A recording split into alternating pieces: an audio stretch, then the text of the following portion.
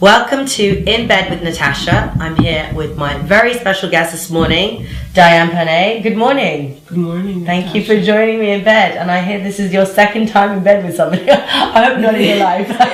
not in my life, but last time was Kelly Catrone in New York, probably 5 years ago. This is it, second time. Wow. Well, I have to say, for my own project, starting this project, that it's pretty much a dream to have you in my bed here, because you're one of the people that I definitely wanted to interview. For those of you who don't know Diane, which I'm sure most of you do now, especially because of such your iconic look that you've maintained over the years. And last night I was scrolling through some old photos of you. With that, and you say you should put these photos on your website, which is A Shade of Your Fashion, where you said, oh look, rare photos of me with flat hair. And I thought, I want to see those. And it was always like, wow, look, it's like, and I thought that was amazing you put that. And I can imagine all the people that went up there thinking, I want to see what she looks like with flat hair. Yeah, no, it took me a long time before I could deal with actually putting on flat hair pictures. But yeah, since so many people asked, it's like, okay. And also, with the festival, there's that exhibition, Shadows of an Icon, which was the idea of Cristiano Segafredo. And he asked me to go through all these old pictures and send things. Yes. So, well, I have to say you look very beautiful, by the way. But I was really curious at what moment this hairstyle came about and you decided to, wear this head broom, etc. How did it all come about and where did it come from? Everything with me, in every aspect of my life, is just really organic. I had flat hair when I started designing back in the 80s. Yes. And then it started slowly. I'm not very tall. I'm 5'2". So I wanted to be taller. I always felt I was meant to be taller. So I wear platform shoes, and my hair just kept rising. And the veil, that was probably maybe 7 years ago, maybe longer. Yeah, maybe. But it wasn't in New York. It was high hair, but no veil. So we could still expect something completely dramatic, a transformation. We don't know what will happen in the future. It just might feel complete total veil, basically. But you founded your website, which has now become such a reference for so many people working within fashion and more so film, really, because you pretty much coined what has become a fashion film. Which has been really interesting, and there's been more and more development of it, encouraging more people, and it's becoming a serious, almost serious career path for many as well. How did this all come about? It's funny because I had the idea to do a fashion film festival probably in 2001, and there wasn't enough material.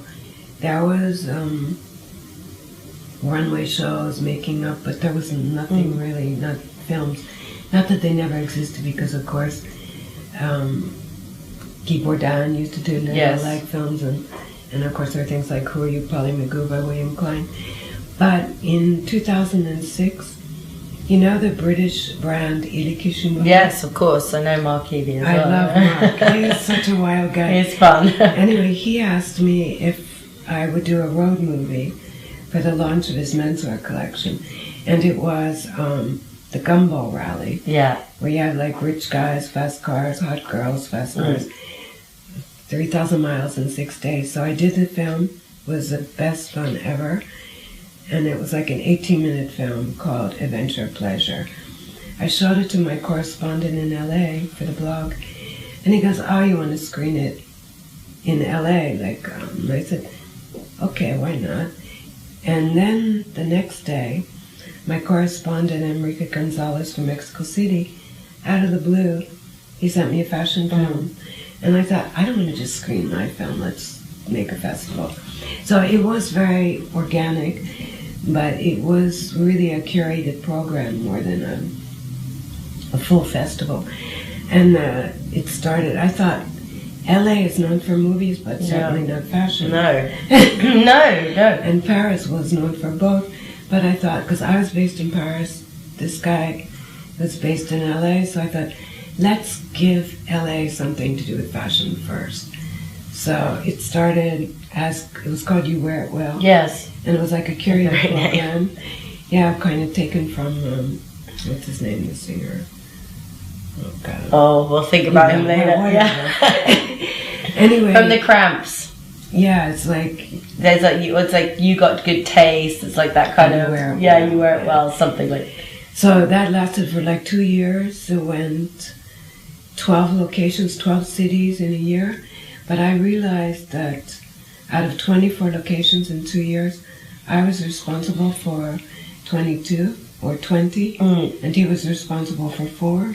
That wasn't really very balanced. Yeah. So I thought, okay, I'm going to do it by myself because this LA style is... Yes. Whatever he did was great, but it was not very...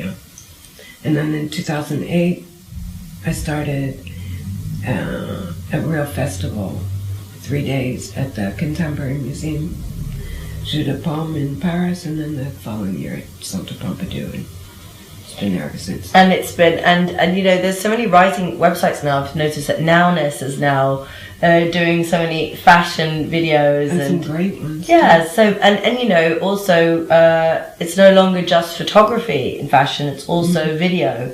Is slowly becoming more and more important and relevant, basically, for clients especially, as moving into a digital age. When did you start to feel really comfortable with digital as a medium? Because again, you're one of the first people to have really pioneered working digital, having a website. I read someone said that you're a blogger, but do you consider yourself a blogger? No. But yeah, it's like because I come from so many different backgrounds. I mean, I was a fashion designer for 13 years in New York. Before that, I studied film. Yes, in February 2005, I started my blog when I think Brian Boy had one, but that was about it. That was exactly. So if you think about it, February 2005, maybe 3 fashion blogs existed, and you had economy, food, politics, those blogs. Yeah. And now there are, what, millions and millions of them. And it's funny. It's because I also used to have, it wasn't my site, I was a consultant for something called Icons, IQONS. And Brian Boy was in it. We made also the first print magazine from a website. Like you'd continue the story. And so I like being a pioneer. And then 2006, it was the starting the festival while you were, well, the curated program. The festival was 2008. I like just carving my own path. Yes. And I don't have a strategy. I mean, I guess I should have a strategy. Well, I think one of the things that I really admire about what you do, and also you being even here during Alta Roma, is the fact that you're still really supporting both things that are successful and young initiative and emerging festivals or artists or video makers or fashion designers. Do you think that that's what keeps you inspired personally? Yeah, of course. I mean, there's a couple reasons for that, I suppose. One, I was an independent designer, and I know, like, especially now in the past 10, 15 years, that everything is based on advertising. Because I used to also work at Elle.com. So you know a little bit about it. Yeah, you can cover your advertisers, and maybe one that's not an advertiser. Because I was on the websites of both of those. So I know how difficult it is to have the platform that you need. Yeah. So I like to promote all talents. It's like I gave Woodkid his first concert. Wow. You know, and Johan Lemoine, he's the one actually that did that illustration. Yeah. It's always on the old website. I don't know if it's on the new one. But I love creativity in whatever form it is, and I really like to support it. But I think you also need the reference of people that have been doing it for ages, like Bruce Weber, Alan von Unwerth.